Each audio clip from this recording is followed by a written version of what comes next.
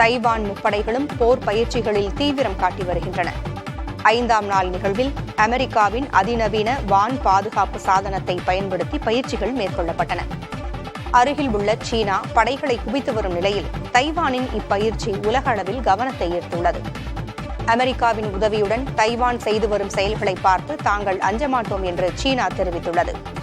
தைவானை தனது நாட்டின் ஒரு அங்கம் என சீனா கூறி வருகிறது. ஆனால் தாங்கள் சுயேட்சையான நாடு என்று கூறி தைவான் தனித்து செயல்பட்டு வருகிறது. போர்க்காலங்களில் எப்படி தற்காத்துக் கொள்வது என்பது குறித்து பொதுமக்களும் ஒத்திகைகளில் ஈடுபட்டனர்.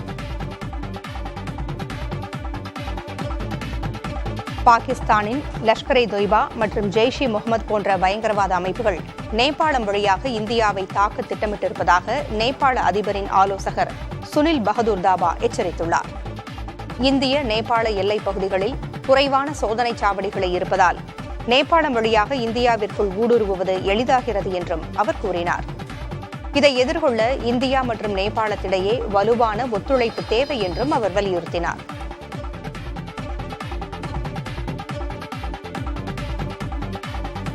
ஏர் இந்தியா விமான விபத்து பற்றி தற்போது எந்த முடிவிற்கும் வர முடியாது என மத்திய விமான போக்குவரத்து துறை இணையமைச்சர் முரளிதர் தெரிவித்துள்ளார்.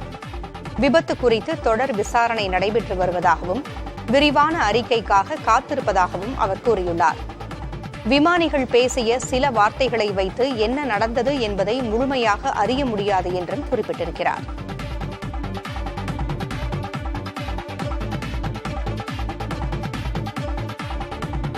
இந்தியாவில் செல்போன் உற்பத்தி ஆலைகள் 300ஆக அதிகரித்திருப்பதாக பிரதமர் மோடி தெரிவித்துள்ளார். 51,000 பேருக்கு மத்திய அரசின் பல்வேறு துறைகளில் பணி ஆணைகளை வழங்கி பிரதமர் மோடி காணொலி முறையில் பேசினார். அரசு மற்றும் தனியார் துறைகளில் அதிக அளவில் வேலைவாய்ப்புகளை ஏற்படுத்த முயற்சித்து வருவதாக அவர் குறிப்பிட்டார்.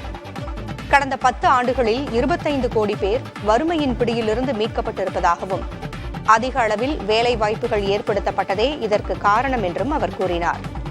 மின்னணு சாதனங்கள் உற்பத்தி 11 ஆண்டுகளில் 5 மடங்கு அதிகரித்துள்ளதாகவும் 10 ஆண்டுகளுக்கு முன் 2-3 இடங்களில் மட்டுமே செல்போன்கள் தயாரிக்கப்பட்டதாகவும் தற்போது அது 300ஆக உயர்ந்திருப்பதாகவும் பிரதமர் கூறினார். பாதுகாப்பு துறைக்கான ஆயுதங்கள் உள்ளிட்டவற்றின் உற்பத்தி 1.25 லட்சம் கோடி ரூபாயை தாண்டி உள்ளதாகவும் அவர் தெரிவித்தார். இந்தியாவின் வலிமையை உலகமே உணர்ந்திருப்பதாகவும் பிரதமர் மோடி பெருமிதம் தெரிவித்தார்.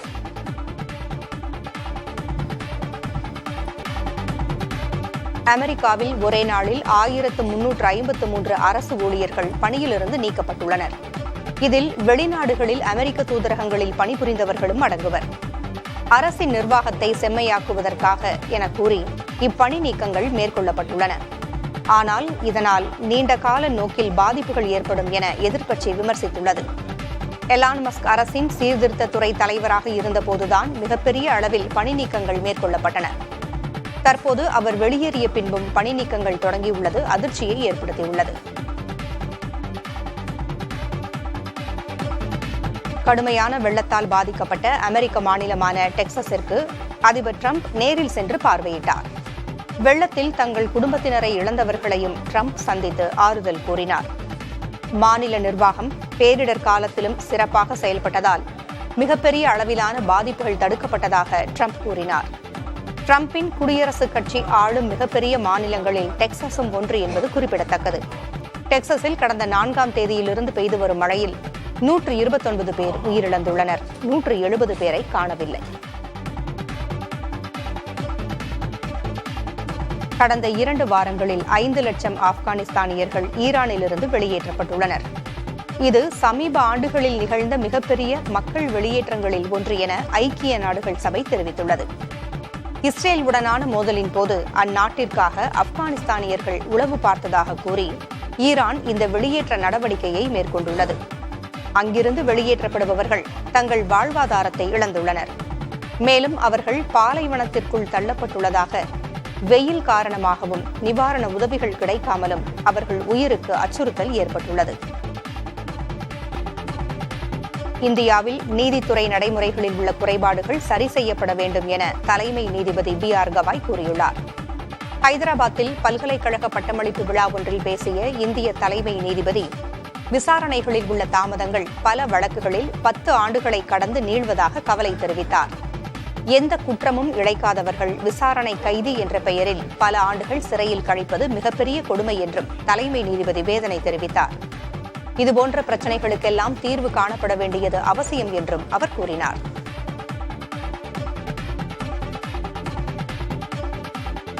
பெங்களூரில் நடைபெற்ற IPL வெற்றி கொண்டாட்டத்தில் 11 பேர் உயிரிழப்பிற்கு RCB அணி நிர்வாகம், கர்நாடக கிரிக்கெட் சங்கம், மாநில காவல்துறை ஆகியவையே பொறுப்பு என்று நீதி விசாரணை அறிக்கையில் கூறப்பட்டிருப்பதாக தெரியவந்துள்ளது. மேனாள் நீதிபதி மைக்கேல் டி குன்ஹா முதல்வர் சித்தராமையாவிடம் சமர்ப்பித்த அறிக்கையில் இவ்வாறு கூறப்பட்டிருப்பதாக தகவல் வெளியாகியுள்ளது. மிகப்பெரிய கூட்டம் திரளும் நிகழ்விற்கான ஏற்பாடுகளை குறுகிய காலத்தில் செய்ய முடியாது என்று தெரிந்திருந்தும் இதற்கு ஏற்பாடு செய்யப்பட்டது மிகப்பெரிய தவறு என்றும் கூறப்பட்டுள்ளது.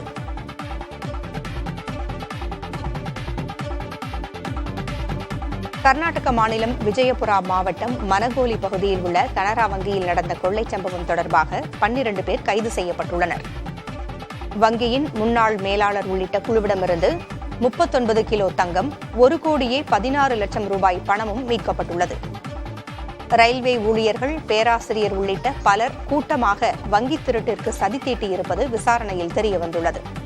கொள்ளையில் பயன்படுத்தப்பட்ட வாகனங்கள், கருவிகள், வாக்கி டாக்கிகள் பறிமுதல் செய்யப்பட்டுள்ளன.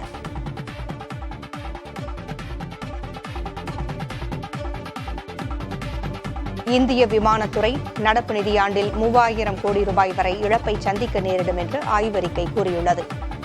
சந்தை ஆய்வு அமைப்பான ICRA வெளியிட்டிருக்கும் அறிக்கையில் பயணிகள் மூலம் போதிய வருவாய் கிடைக்காததும், எரிபொருள் விலை அதிகமாக இருப்பதும் இழப்பு அதிகரிக்க காரணமாக இருக்கும் என்று தெரிவிக்கப்பட்டுள்ளது. விமான பயணிகள் எண்ணிக்கை அதிகரித்த போதும் கடுமையான போட்டி காரணமாக கட்டணங்களை உயர்த்த முடியாத நிலையில் விமான நிறுவனங்கள் உள்ளதாக தெரிவிக்கப்பட்டுள்ளது.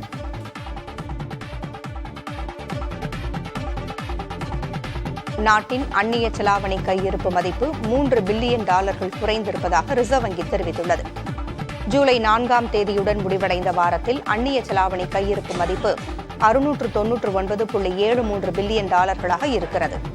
அதே நேரம் தங்கம் கையிருப்பின் மதிப்பு $342 மில்லியன் உயர்ந்து $84.84 பில்லியன் அதிகரித்துள்ளது. நாட்டின் கடன் மதிப்பை உலக சந்தையில் உயர்த்தவும் இறக்குமதி செலவினங்களுக்கும் அந்நிய செலாவணி கையிருப்பு உதவுகிறது. ஒரு காலத்தில் பில்லியன் டாலர் பங்குச்சந்தை வர்த்தகராக கோலோச்சி வந்த ஜெரோம் கெர்வியல் இன்று மிகச் சாதாரண வாழ்க்கையை வாழ்ந்து கொண்டிருக்கிறார். 1977இல் பிரான்சில் முடித்திருத்தம் செய்யும் பெற்றோருக்கு பிறந்த ஜெரோம் நிதித்துறையில் முதுகலை பட்டம் பெற்று 2000ஆம் ஆண்டில் சொசைட்டி ஜெனரேல் இணைந்தார். 2005இல் IT அமைப்புகளை பயன்படுத்தி வங்கியின் பங்குச்சந்தை வர்த்தகத்தில் முறைகேடு செய்ய ஆரம்பித்தார். ஆரம்பத்தில் பெரும் லாபம் ஈட்டினார். 2008இல் அவரது முறைகேடுகள் வெளிச்சத்திற்கு வந்து உலக அளவில் பெரும் அதிர்ச்சியை ஏற்படுத்தின. அங்கீகரிக்கப்படாத வர்த்தகங்களால் வங்கிக்கு 4.75 லட்சம் கோடி இழப்பை ஏற்படுத்தியிருந்தார். வரலாற்றில் மிகப்பெரிய வங்கி ஊழல்களில் ஒன்றாக இது அடையாளப்படுத்தப்படுகிறது. அவருக்கு 5 ஆண்டுகள் சிறை தண்டனையும் 4.9 பில்லியன் யூரோக்கள் அபராதமும் விதிக்கப்பட்டன. 2014இல் விடுவிக்கப்பட்ட அவர் தற்போது ஆடம்பர வாழ்க்கையிலிருந்து விடுபட்டு IT நிறுவனம் ஒன்றில் வேலை பார்த்து வருகிறார். ஜெரோம் கெர்வியலின் கதை உலகளாவிய நிதித்துறையில் காணப்படும் கோட்டைகளை வெளிச்சம் போட்டு காட்டக்கூடியது. ஒரு காலத்தில் கோடிகளில் புழங்கியவர் இன்று சாதாரண வாழ்க்கை வாழ்வதால் அவரை உலகின் மிக ஏழ்மையான மனிதன் என்று அழைக்கின்றனர். பிரான்ஸ் நாட்டைச் சேர்ந்த ஹெர்ம்ஸ் நிறுவனம் தயாரித்த முதல் பிர்கின் கைப்பை 85 கோடி ரூபாய்க்கு ஏலப்போய் உள்ளது. பிரபல பிரிட்டிஷ் நடிகை ஜேன் பிர்கின்காக தயாரிக்கப்பட்ட கைப்பை இது. 1984ஆம் ஆண்டு உருவாக்கப்பட்ட கைப்பை இது.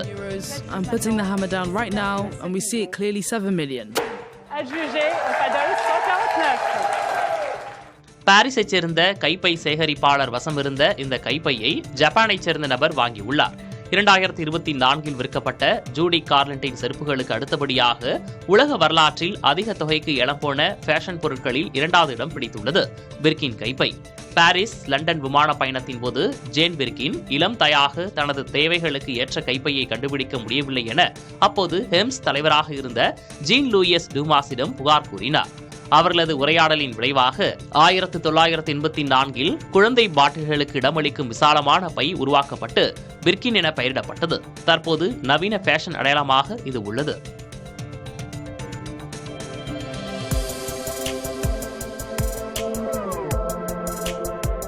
குளிரிலேயே திளைத்து வந்த ஐரோப்பிய நாடுகள் கடுமையான வெயிலை முன் எப்போதும் இல்லாத வகையில் அனுபவிப்பது பருவநிலை மாற்றத்தின் தாக்கமா என்ற கேள்வியை ஏற்படுத்தியுள்ளது.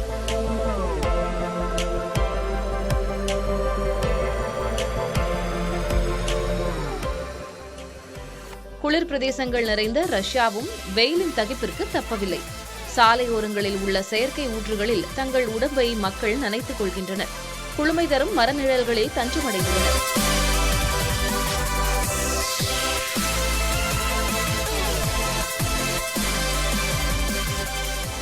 ஐரோப்பிய நாடான ஸ்லோவேனியாவில் கால்வாய் ஒன்றின் மீது தளம் ஒன்றை அமைத்து அதில் வாலிபால் ஆடி மக்கள் மகிழ்கின்றனர்.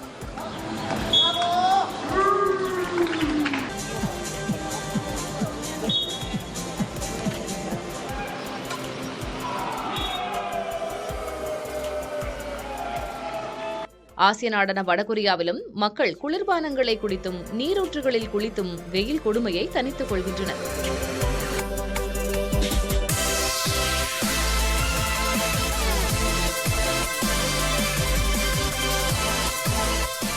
கிரீஸ் நாட்டில் புகழ்பெற்ற சுற்றுலா தலங்களுக்கு வந்த வெளிநாட்டு பயணிகள் வெயில் தகிப்பதாக கவலை தெரிவிக்கின்றனர்.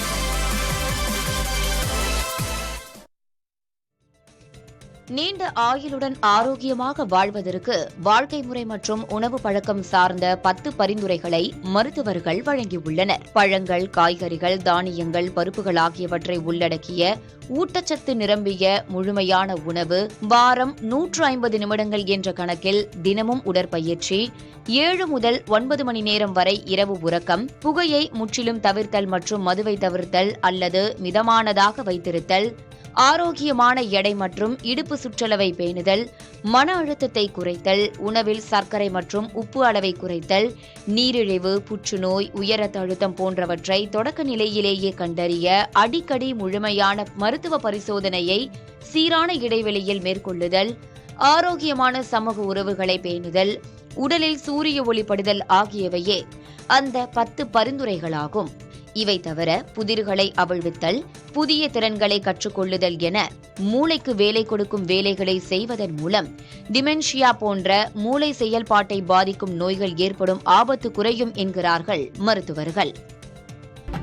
தமிழ்நாட்டில் முதல் முறையாக சென்னை மாவட்ட ஆட்சியர் அலுவலகத்தில் திருநங்கை மற்றும் திருநம்பியருக்கான சிறப்பு வேலைவாய்ப்பு முகாம் நடைபெற்றது. இந்த முகாமில் 100க்கும் மேற்பட்ட திருநங்கைகள், திருநம்பியர் பங்கேற்றனர்.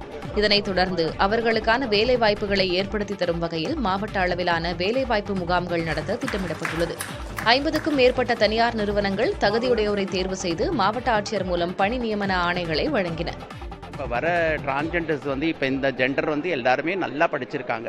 ஸோ அதுதான் அரசாங்கம் பார்த்து இப்போ அவங்களுக்கு வேலை வாய்ப்புகள்லாம் கொடுத்துட்டுருக்காங்க. இதில் முக்கால்வாசி எனக்கு இப்போ தெரிஞ்ச வரைக்கும் ஒரு 40% இந்த பேச்சு எடுக்கிறதோ ஒரு பாடத்தில் குறைஞ்சிருக்கு. எல்லாருமே படிச்சுட்டு ஐடி ஃபீல்டில் இருக்காங்க, பேங்க்கில் இருக்காங்க, நிறைய பேர் இதில் இருக்காங்க. நான் கலெக்டர் ஆஃபீஸில் இருக்கேன். ஸோ நிறைய பேருக்கு வேலை வாய்ப்புகள் கொடுத்துட்டு இங்கே வந்ததில் நிறையா துறையிலேருந்து எல்லாருக்குமே இன்டர்வியூ எடுத்தாங்க. பட் அதில் நான் செலக்ட் பண்ணது எல்ஐசி அந்த சம்மந்தமாக நான் இது பண்ணியிருக்கேன். நல்லா யூஸ்ஃபுல்லாக இருந்துச்சு. நான் அதில் நான் செலக்ட் ஆகியிருக்கேன். இது எங்களோட சமூகத்தில் எல்லாரும் முன்னேறி வரணும் அப்படிங்கிறதுக்காக தமிழ்நாடு கவர்மெண்ட் மூலம் முதல் அடி எடுத்து வச்சிருக்கு. இது மென்மேலும் வளர்ந்து நாங்களும் சமுதாயத்தில் ஒரு அங்கீகாரம் பெற்று நாங்களும் வருவோம் அப்படிங்கிற ஒரு நம்பிக்கை கொண்டு வந்திருக்கு. தமிழ்நாடு அரசு செயல்படுத்தும் நலத்திட்டங்கள் மற்றும் புதுமை பெண் திட்டம், தமிழ் புதல்வன் திட்டம் மூலம் உயர்கல்விக்கு ஊக்கமளித்து வருகிறது. இத்திட்டம் திருநங்கை மற்றும் திருநம்பியர்களுக்கு விரிவாக்கம் செய்யப்பட்டு செயல்படுத்தப்பட்டு வருகிறது. கல்வியும் வேலைவாய்ப்பும் வழங்கப்பட்டால் திருநங்கைகளும் திருநம்பியரும் பிறரைப் போல முன்னேறுவார்கள். திருநர்களுக்கு படித்த படிப்பிற்கு ஏற்ப தனியார் துறையில் வேலை வாங்கி தரும் தமிழக அரசுக்கு அவர்கள் நன்றி தெரிவித்து வருகின்றனர். புதிய தலைமுறைக்காக ஒளிப்பதிவாளர் கேசவனுடன் செய்தியாளர் முருகேசன். இந்தியாவில் நீதித்துறை நடைமுறைகளில் உள்ள குறைபாடுகள் சரி செய்யப்பட வேண்டும் என தலைமை நீதிபதி BR கவாய் கூறியுள்ளார். ஹைதராபாத்தில் பல்கலைக்கழக பட்டமளிப்பு விழா ஒன்றில் பேசிய இந்திய தலைமை நீதிபதி விசாரணைகளில் உள்ள தாமதங்கள் பல வழக்குகளில் 10 ஆண்டுகளை கடந்து நீள்வதாக கவலை தெரிவித்தார். எந்த குற்றமும் இழைத்தவர்கள் விசாரணை கைதி என்ற பெயரில் பல ஆண்டுகள் சிறையில் கழிப்பது மிகப்பெரிய கொடுமை என்றும் தலைமை நீதிபதி வேதனை தெரிவித்தார். இது போன்ற பிரச்சனைகளுக்கெல்லாம் தீர்வு காணப்பட வேண்டியது அவசியம் என அவர் தெரிவித்தார். பொதுவுடைமை கட்சி ஆளும் கேரளாவில் மாணவர்களிடையே சமத்துவத்தை ஏற்படுத்த புதிய முன்னெடுப்பு ஒன்று தொடங்கப்பட்டுள்ளது. இதன்படி மாணவர்களை முன்வரிசை, நடுவரிசை, பின்வரிசை என ஒருவருக்கு பின் ஒருவராக அமர வைக்காமல் அரைவட்ட வடிவில் வரிசையாக அமர வைக்கும் ஏற்பாடு தொடங்கியுள்ளது. கொல்லம் அருகே உள்ள வலக்கோம் என்ற ஊரில் உள்ள அரசு பள்ளியில் இந்த வித்தியாசமான முயற்சி மேற்கொள்ளப்பட்டுள்ளது. முன்வரிசை, நடுவரிசை, பின்வரிசை என்ற ரீதியில் படிப்பு திறன் அடிப்படையில் அமர வைப்பது பாரபட்சமானது என்ற கருத்தின் அடிப்படையில் இந்த மாற்றம் மேற்கொள்ளப்பட்டுள்ளது. ஸ்தானார்த்தி ஸ்ரீகுட்டன் என்ற மலையாள திரைப்படத்தில் எல்லா மாணவர்களும் முன்வரிசையில் அமர்ந்திருப்பது போன்ற காட்சி கவனம் ஈர்த்த நிலையில் அது இப்பள்ளிக்கு முன்னுதாரணமாகியுள்ளது. இதன் மூலம் மாணவர்களுக்கு கூடுதல் கவனம் செலுத்த முடியும் என ஆசிரியை மீரா கூறியுள்ளார். கேரளாவில் ஏற்கனவே 8 பள்ளிகளிலும் பஞ்சாபில் ஒரு பள்ளியிலும் இதுபோன்ற வகுப்பறை அமைப்பு இருப்பதாக தகவல் வெளியாகியுள்ளது. இந்த புதிய நடைமுறையை பிரபல தொழிலதிபர் ஆனந்த் மஹிந்திரா வரவேற்றுள்ளார்.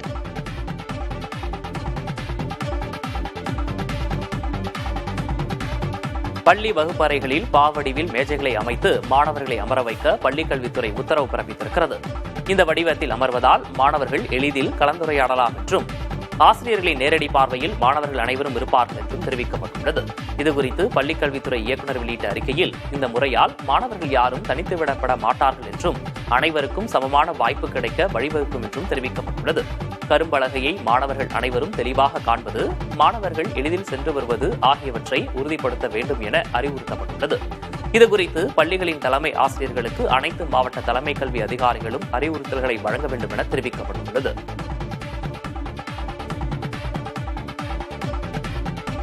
கேரள மாநிலம் சபரிமலை ஐயப்பன் கோயிலுக்கு பக்தர்கள் வருகை அதிகரித்துள்ளது.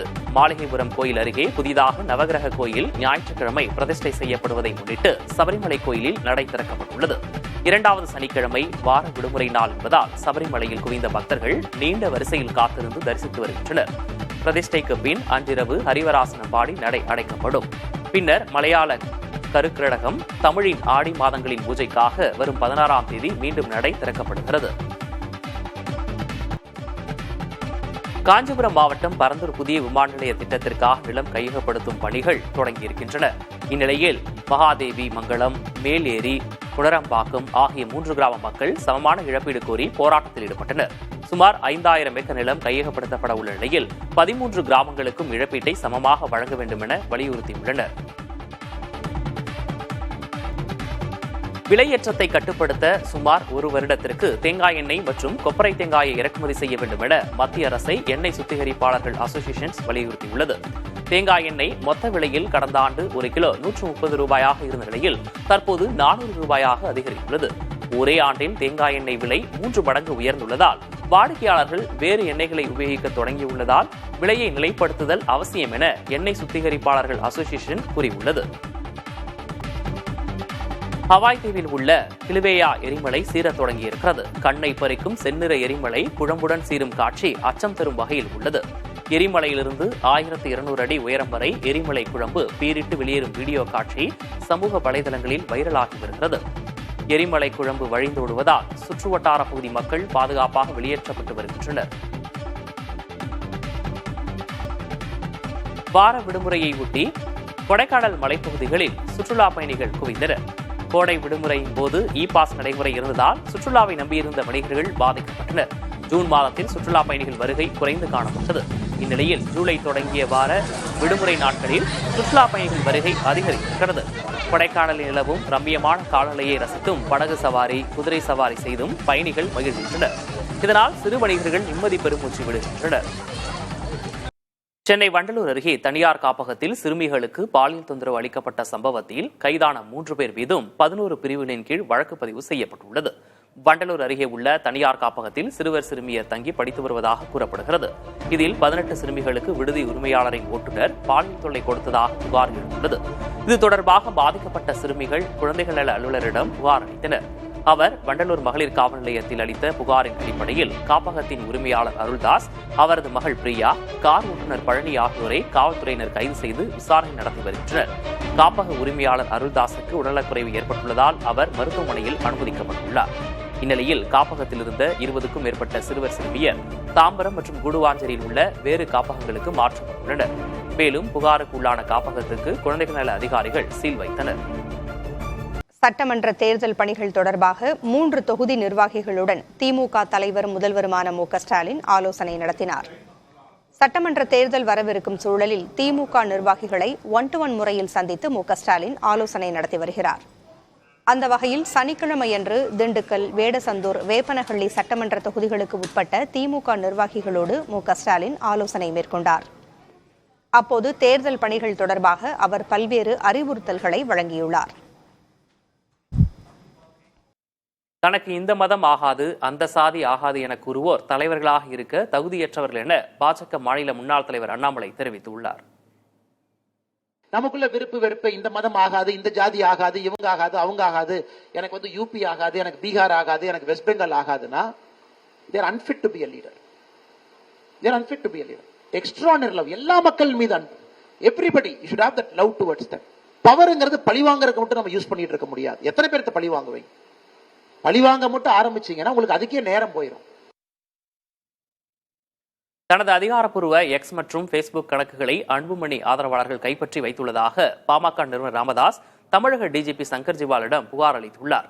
சமூக வலைதள கணக்குகளின் கடவுச்சொற்கள் மாற்றப்பட்டுள்ளதாகவும் அவற்றை மீட்பதற்கு தேவையான தகவல்கள் வேறொருடம் கொடுக்கப்பட்டிருப்பதாகவும் ராமதாஸ் கூறியுள்ளார். முன்னதாக அன்புமணி ஆதரவாளர்கள் தனது பேச்சுகளை ஒட்டு கேட்பதாக தனது அறையில் ரகசிய கருவிகளை பொருத்தியுள்ளதாக ராமதாஸ் கூறியிருந்தார்.